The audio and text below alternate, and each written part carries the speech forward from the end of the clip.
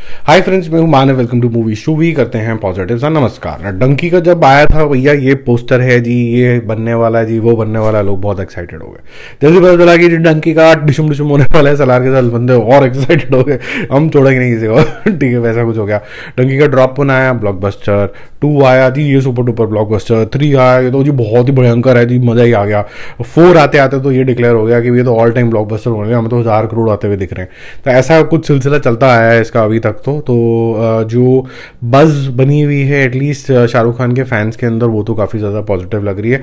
और मैं बता दूं कि ट्रेड के अंदर भी काफ़ी ज़्यादा पॉजिटिविटी। आप किसी भी अपने फ्रेंड सर्कल में भी बात करेंगे, या फिर जो लोग फिल्मी दुनिया से थोड़ा बहुत आते हैं, या फिर इनके को थोड़े बहुत भी फ्रेंड सर्कल है, या फिर आपको गप मारने की आदत है और आप जब टिकट काउंटर से टिकट मैन से कम बात करते हो, उनके मैनेजर से ज़्यादा बात करने लग जाते हो, तो उनसे जिससे भी पूछोगे, तो मैं तो करता हूँ, जैसी ब्रेक होती है मतलब अपना पॉपकॉर्न वॉपकॉर्न लिए और साथ में वो मैनेजर खड़ा हुआ होता है या फिर उसका रूम दिखता है, तो मैं तो गप मारने लग जाता हूँ उससे, तो इन्फॉर्मेशन के लिए। तो उससे भी बात करोगे तो वो सब कुछ तो नहीं बताते, लेकिन इंडिकेटिवली आपको ये हिंट मिल जाती है कि किस चीज़ को लेके गर्माहट है।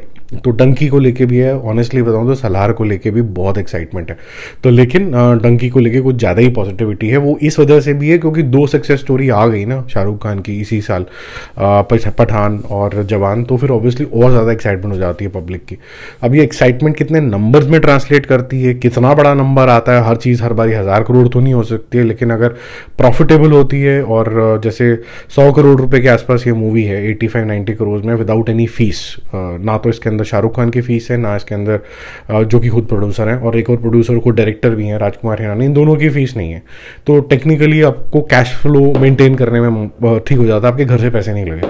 लेकिन जब रिटर्न आएंगे तो आपको ये एजम्पशन लेनी पड़ेगी कि इतना इतना कट जो है ये लोग लेके जाएंगे, क्योंकि इन्होंने अप फ्रंट कुछ नहीं लिया, which is okay, which is a very nice way of making movies. और बड़े स्टार्स के साथ अगर मूवी बनानी है तो ideally this should be the way, not something which sorry to say Prabhas is doing के पहले ही मेरा पेट भर दो 100 करोड़ रुपए देके। ये थोड़ा तरीका जो है ना मूवी को ब्लोट कर देता है, फिर अब बहुत बर्डन आ जाता है कि ये हिट सुपर हिट या फिर वैसा कुछ होगा कि नहीं होगा। Now coming back to the new news, जो ड्रॉप 5 है ओ माही बाय शान, जो एक लव सॉन्ग है, वो रिलीज़ होना है अगले हफ्ते, और उसकी जो डेट निकल के आ रही है वो लगभग 12 दिसंबर निकल के आ रही है।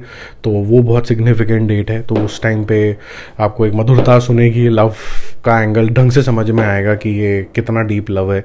और दूसरा जो अपडेट है वो क्रिटिकल ये है कि जी डंकी का जो ट्रेलर 2 है वो उसकी भी तैयारी चल रही है, और मोस्ट प्रॉब्ली वो इस तरीके का ट्रेलर होगा जो कि एडवांस बुकिंग को भी डिक्लेयर करेगा, जो कि अराउंड 15 दिसंबर होगा।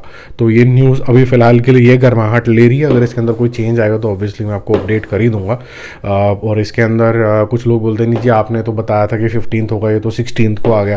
भाई देखो, मगर मैं रेड चिलीज़ में काम करता होता, मैं खुद शाहरुख खान होता तो मैं कहता नहीं, जब मैंने जो बोल दिया वैसा ही होगा। लेकिन ये जो खबरें होती हैं जो थोड़ा सा स्टीम पकड़ रही होती है, तब उसके बारे में बात कर लेते हैं। अगर कुछ चेंज होगा तो ऑब्वियसली अपडेट कर ही देंगे, इसमें कोई शर्म तो है नहीं, घर के ही मामले सारे मूवी शूवियंस ही हैं। जल्दी मिलते हैं और अपडेट्स और रिव्यूज़ के साथ। If you liking this content तो थोड़ा सा रिएक्शन दिखाओ यार कमेंट के अंदर ना, कि क्या चीज़ें अच्छी लग रही हैं आपको। Bye bye.